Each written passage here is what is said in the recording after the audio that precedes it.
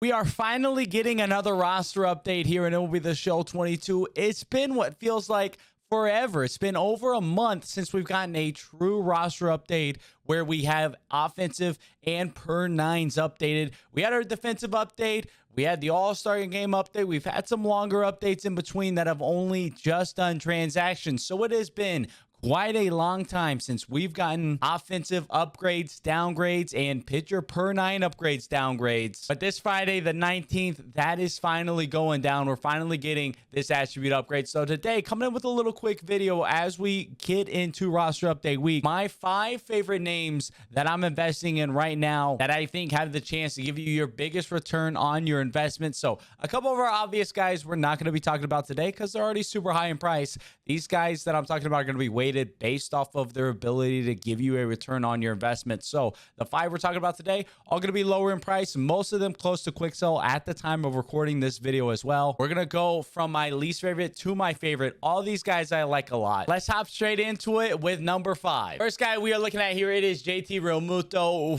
First thing you could see looking at his card, just the common hitting attribute badge there, and he has really bad offensive numbers across the board, and that defense is the only reason he's a gold. That is basically his entire overall coming from his elite fielding ratings. Yet when you take a look at his offensive numbers on the season, a lot of this has come in the last month, but he's hitting 272 versus righties, 258 versus lefties so far on the season. That is definitely deserving of a bump there from that 57 contact right, 51 contact left. Also, it's coming in with a 176 ISO versus righties and a 216 isolated power versus lefties. So those power numbers versus both right and left are deserving of going up. And again, that's just looking at his season-long numbers. Most of that has come in the last month or so where he's been playing much better. Lots of room to grow there in that contact and power range. It can't really go down from where he's at right now. He can only go up. You do take a look at his price. He is a little bit higher. He is an 80 overall.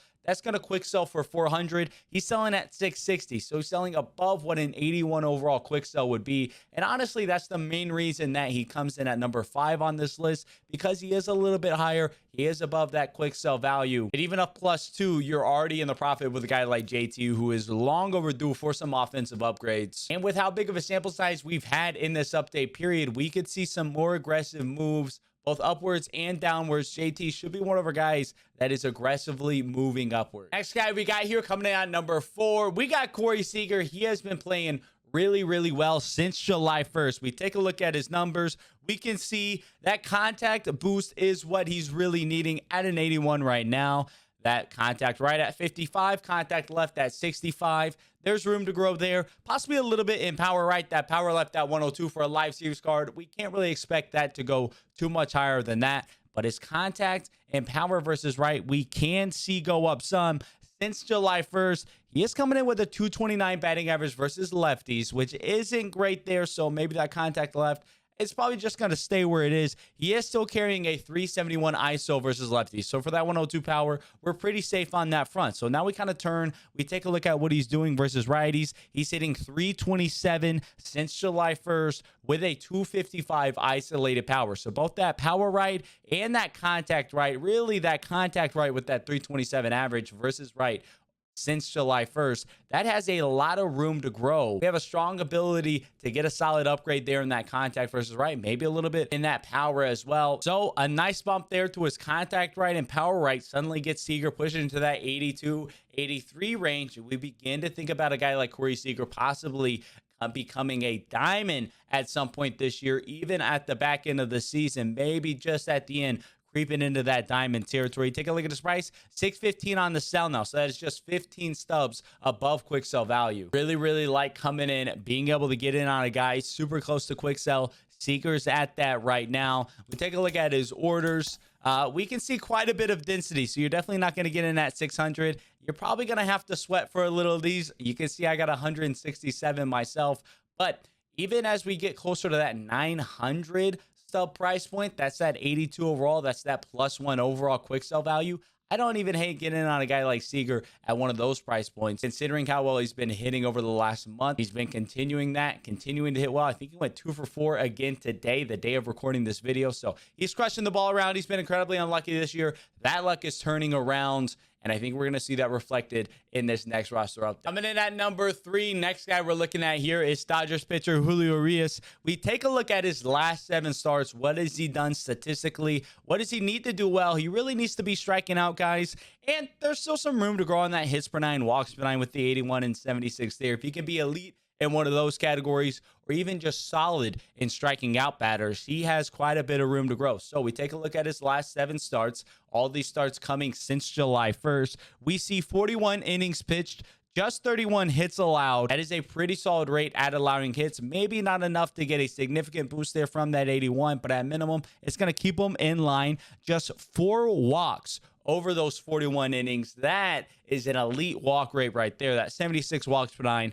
Definitely can expect that to trend upwards some there. And 41 strikeouts, 1 strikeout per inning that he's pitched over his last 7 starts. That is definitely deserving of a little bit higher strikeout rating than that 56 Ks per 9. If we're going to use 60 as a nice league average barometer, we can definitely see Arias creep just past that ever so slightly. And so now if we can get a nice walks per 9 boost and a Ks per 9 boost, Arias starts pushing into that 82, 83 range. He continues to strike out more, walk less, maybe limit the hits a little bit. We're looking at a guy that's suddenly pushing 84 into that diamond category. He's been a great pitcher for the last several seasons, and he's starting to strike out guys a little bit more here in 2022, and I think we're going to see that reflected in this next roster update on Friday. You take a look at his price as well. Another guy slightly above quick sell. Only reason he's not higher on this list, he is coming in at 626 on the sell. Now, take a look at the orders. I have quite a few myself. A lot of people coming in here buying up Julio's as of right now. So 626, it's really similar to Seager price-wise and where I'd buy in on him at. You know, even a guy that a +1 to that 82 overall is getting him to the 900 quick sell point. So if we're getting in under that 900, I'm feeling pretty happy because I think he should get a walks per 9, Ks per 9 bump to hopefully get him up to 82, maybe even creep up to 83, and we can really lock in some nice profit and begin to discuss possibly Julio going diamond in the future. He's been a really solid pitcher, really underrated in my opinion. He kind of gets hidden in that Dodgers rotation. You can see I got 185 myself. I'm really heavily invested in Julio. Like what he's done this year. Really like what he's done his last few starts as well with those strikeouts and those walks. Expect some big moves there. Coming in at number 2 here on our investments, it is Brandon Woodruff. Been one of the best pitchers in the league over the last month and a half since July 1st. Really has been thriving. He had a rocky start to the season. He missed some time, but it seems like he's back and he is motoring. We know the type of pitcher Woodruff can be, and he's shown that since July 1st. We're looking at 7 starts as well for Brandon Woodruff. 43 and a third innings pitched, 35 hits allowed. 14 walks is a little bit high there, but 46 Ks. So really doing a good job at limiting those hits and striking out a decent amount of batters as well. So that hits per 9 and Ks per 9, I expect some upgrades there. The walks per 9, 14 and 43 in a third innings. It's not the best rate. It's not terrible by any means at all, but not sure if he's going to get too much of an upgrade over that 73 walks per 9. But that hits per 9, Ks per 9, definitely some room to grow there. 76, 74, 73. It's just kind of pretty average across the board. So really in all 3 of those categories, Brandon Woodruff has the ability to get some solid upgrades there. I think for this go around, really looking at that hits per 9, Ks per 9 with all these limited hits and striking out more than 1 batter an inning over his last 7 starts. Been pitching really well. You take a look at his price too. The reason he comes in at number 2 over a guy like Julio, who they have similar stats over the last month since July 1st. But Woodruff is at quick sell. Even though he's a higher overall, he's more expensive. He's at quick sell, so you're really limiting your risk here. You can get him in right at 1,200 stubs. And hey, if he doesn't go anywhere on Friday, well, no harm, no foul. We got in at 1,200 stubs. We're risking 0 of our stubs because Woodruff not going to be a guy that's going to be getting downgraded. So that is what helps him get up to number 2 in my investment rankings for this week. Really like what he's doing. He's got a lot of room to grow across the board. Been pitching really well. Now for Woodruff, it does like he's going to get one more start in this update period as well. That's going to be on Tuesday, it looks, versus the Dodgers. So that should be impacted in the roster update on the 19th. So do keep a close eye on that. If he goes out and gets blown up, may need to get out of him at that time. But if he goes out and he shoves and he pitches great, could be a chance to get in even more on a guy like Woodruff. Or at minimum, you get in that quick sell value. You can ride that hype. He's probably a guy that come Tuesday is not going to be at quick sell anymore. being in this video. He's going to start thin as well. Usually guys who are starting that day who have even any chance of getting upgraded start to get that hype, see that price rise up. So Woodruff, big fan of him. Now we got one more name. Let's take a look at who my favorite investment headed into Friday is. My Yankees fans are going to love this one. We got Jose Trevino coming in as my #1 investment headed into Friday's roster update. Trevino, really similar to a guy like JT Realmuto, where he's just carried by that defense with really bad offensive attributes.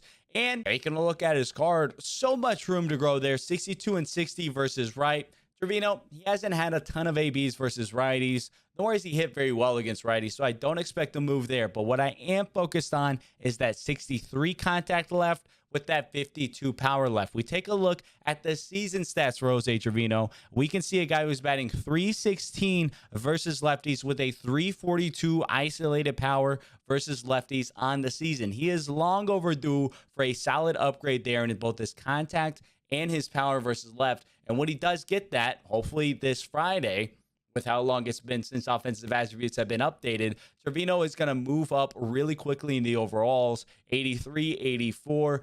I mean, possibly even a guy who begins to sniff that diamond tier with his elite defense holding him up and how well he's hitting versus lefties. It's not out of the equation at all. Probably one of the most undervalued cards overall wise in the game right now. Definitely deserves to be much more than an 82. Deserves much better hitting stats, especially versus lefties with how he's done on the season. And the best thing about Trevino, and the reason why he comes in at #1 on this list, he is firmly at quick sell value. So 900 stubs is our quick sell value for 82s. You can see the sell now of 139 back from when he was a silver early on in those seasons. Somebody's getting those orders to go through, feeling great about cashing on that. But you can come in right now. There's not a single order up for Trevino at that 900 quick sell value. So you can come in here, pick them up at 900, and you're having a risk-free investment that has the chance to pay off in a massive way. If he gets a +2, gets up to 1,500 on the quick sell, you're making a solid 600 stubs on each of those